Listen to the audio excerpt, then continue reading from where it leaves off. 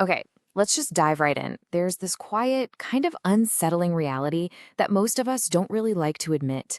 We aren't always looking for the truth. We love to think we're rational, right? But more often than not, we're really just defending a fortress. And this quote, it just nails the problem. We don't just have opinions. For so many of us, we are our opinions. We treat our beliefs like they're our own skin. So when someone challenges them, it doesn't feel like a simple debate. It feels like a personal injury, a direct attack on who we are. So that really brings us to the core question here. Why does it feel so personal? The answer to that question reveals this slow, creeping process that's killing one of our most important mental skills, our cognitive flexibility. So, what happens when we lose this ability? Well, the cost of having a mind that just can't bend it's incredibly high. It affects our growth, our relationships, and, even our own sense of peace.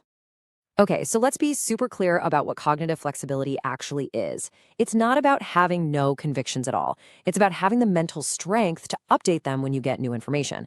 It's about improving your thinking, not just defending it, which is really a hallmark of genuine intelligence. So how do you know if you're losing this skill?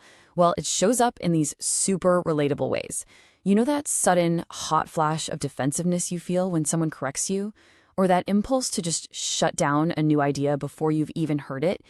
It's this rigidness that makes life feel so much heavier because you're not just navigating the world anymore, you're constantly fighting it. And we all know what cannot bend, it eventually breaks. And this brings us to the why, the psychological machine that's running behind all of this. It's a trade-off your ego makes every single day, and you probably don't even notice it's happening. This slide really breaks down the fundamental conflict going on inside our heads. See, your ego's primary goal isn't to be accurate. Its number one job is self-preservation. It clings to your opinions because it has welded them to your identity. So if being right is a core part of your value, well, then being wrong feels like an existential threat. A flexible mind, on the other hand, just completely shifts the goal from protecting the ego to finding what's actually true. Now, the tool that lets us make this incredible shift is called metacognition, which is literally the act of thinking about your own thinking. Without this skill, our intelligence doesn't go out seeking truth. Nope. It just gets better and better at building these logical-sounding shields to protect our feelings and defend our ego from the discomfort of being wrong. Okay, let's really zoom in on what happens in that crucial moment. The moment when one of your core beliefs gets challenged. To your ego, it feels exactly like an attack. And because of that, your brain's first automatic question isn't one of curiosity. It's one of pure defense.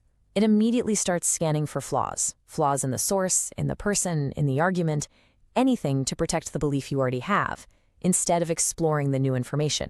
But there is a much more effective, more intelligent way to handle this.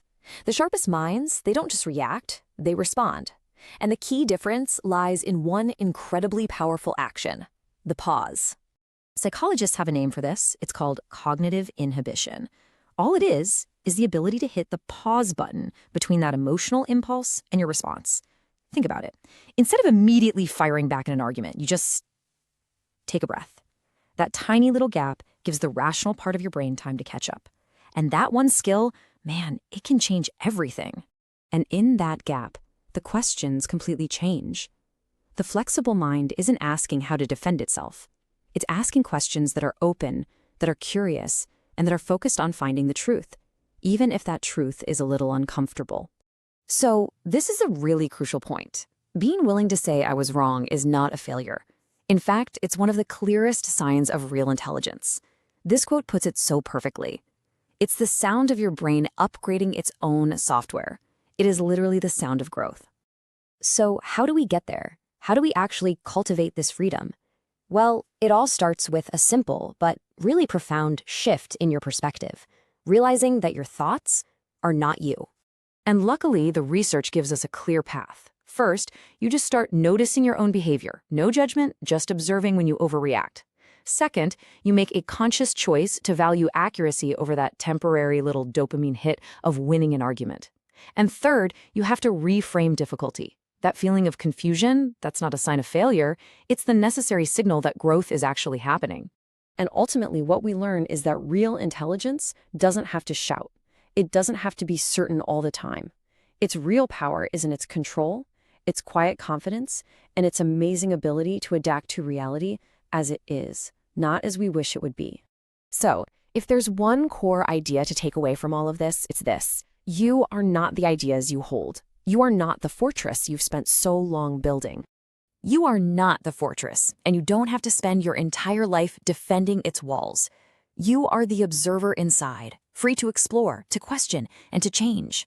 And honestly, what's more powerful than that?